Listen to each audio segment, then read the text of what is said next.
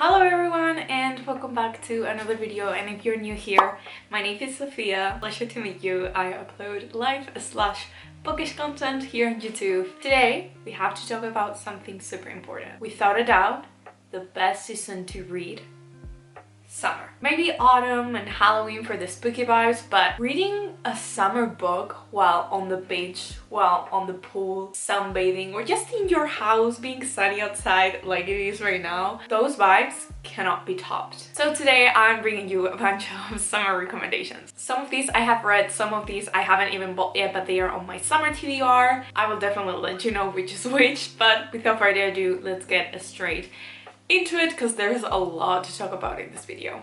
The first book I want to talk about is The Summer of Broken Rules by K.L. Walter. I just started reading this book recently. The vibes are there. In the book we follow Meredith, who after the passing away of her younger sister 2 years ago, is coming back with her family for the very first time to their vacation house, holiday house, for no other reason that her cousin is getting married.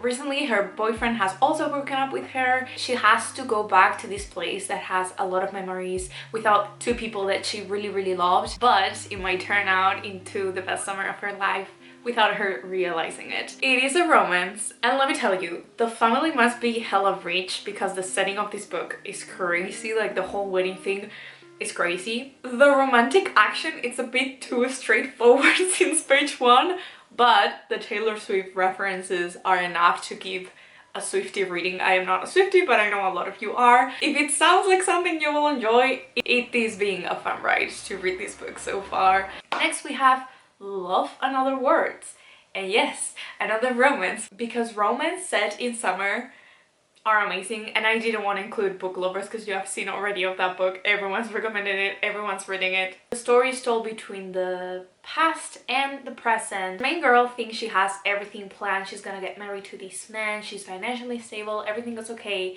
till her childhood first love appears out of nowhere, and everything that was said and done doesn't feel right anymore. Okay, wait. Wait. Friends to strangers to lovers. One of the best things, and a lot of summer recommendations are like that, because normally it's like, oh, I used to spend all this summer with this person and now we don't talk, but hey, they appear again in my life, and it's something I loved. They changed the cover, which wasn't turned out for me, but I think it's finally time to read it. I wanted to include a variety of genres in this video because I'm an all over the place gal. I read everything. So The Girl Who Fell Beneath the Sea is our summer fantasy recommendation. For all my Studio Ghibli fans and for my hardcore Spirited Away maniacs, this book is especially marketed for you. The story revolves around this girl that has to plead to the sea god to help her town, I think, because it's flooding, something like that, and she gets stuck into like this really magical world. As I said, it's inspired by Spirited Away. I adore Ghibli, everything Ghibli, you know how much I love it, and I just been wanting to read this book forever. It's one of my most anticipated release of the year, but it was sold out for the longest time. Now it's available, go run, and also the covers like just scream beachy, summer, fantasy, whimsical vibe. How many times am I saying vibe in this video? The next series I want to recommend is perfect for binge reading it this summer, and that is the Addicted to You series. There's more books, these are not all of them.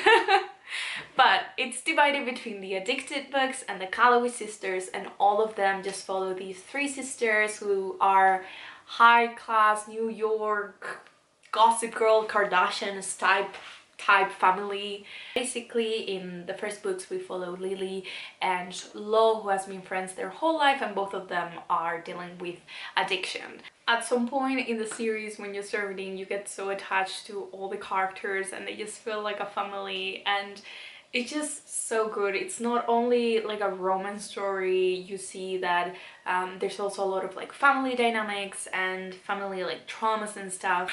I have a few books left on this series and I never want to finish it, but I'm totally gonna reread these on summer, so if you want a video about them, I will totally love to do it. Another type of book that I really love to read during summer is fast-paced books that you can just binge read, and for those I would always recommend A Good Girl's Guide to Murder and The Inheritance Games. Both of these are YA thriller, murder mystery for this one, that are really fast-paced, and you can totally read them like on an evening if you want. In A Good Girl's Guide to Murder, we follow Pippa, who tries to uncover this murder that happened like 5 years ago, but the person that was accused of this murder isn't really the murderer. The whole trilogy, it's already published. You will not be able to stop, I tell you. If you grab the first one, buy the other two, because you're gonna need them. And then for the inheritance games, it's all about this normal girl that lives in the middle of nowhere, and one day she's called because this old rich man has left her all her inheritance. But to be able to get that inheritance, she has to live 1 year in the house with the other 4 grandsons that he left nothing for. It's a vibe. This book, it's a vibe. The second one is out, the third one, it's not. It's coming out this year. Continuing with the romance. Well, one of these is not really a romance, but for everyone that wants a queer read, now that it's June and it's Pride Month, I got 2 recommendations for you. You have Felix Ever After and One Last Stop. In this one, we follow Felix, a transgender boy who has never really been in love. What can I say? It talks a lot about identity, family trouble when it comes to queer people. And look at those edges. And then we have One Last Stop, which mixes everything. We have a sapphic relationship in New York, a student that is struggling to know what she wants to do with life, a mystery about a missing person, and time traveling, and a lot of trains. I know Casey McQuiston just came out with another book, but I totally recommend this one for somebody. The next one we have, it's on my TBR. I still haven't read it, and it's 7 Days in June. The cover is gorgeous. I adore this cover. I didn't know about this book till I started watching everyone's summer book recommendations. But let me read you what it's about, because I have it in here. Eva Mercy is a single mom and best-selling erotica writer who is feeling pressed from all sides.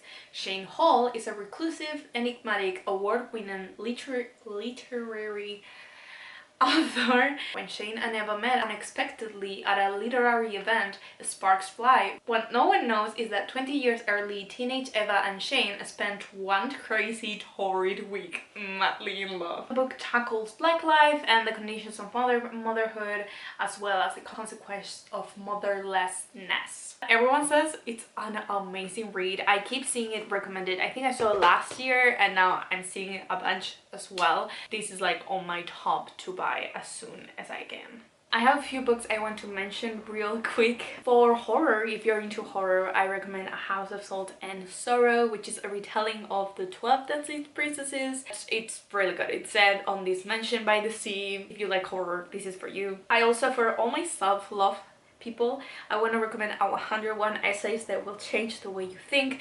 And yeah, it sounds really boring, but it's amazing if you want to self-discover yourself a little bit more. You just can read 1 essay a day and it will be good. Also book lovers, because everyone's reading it and I think it's for a reason, or beach read, or people we met on vacation. She has a genre that she likes, okay, and that is books, romance books set in summer.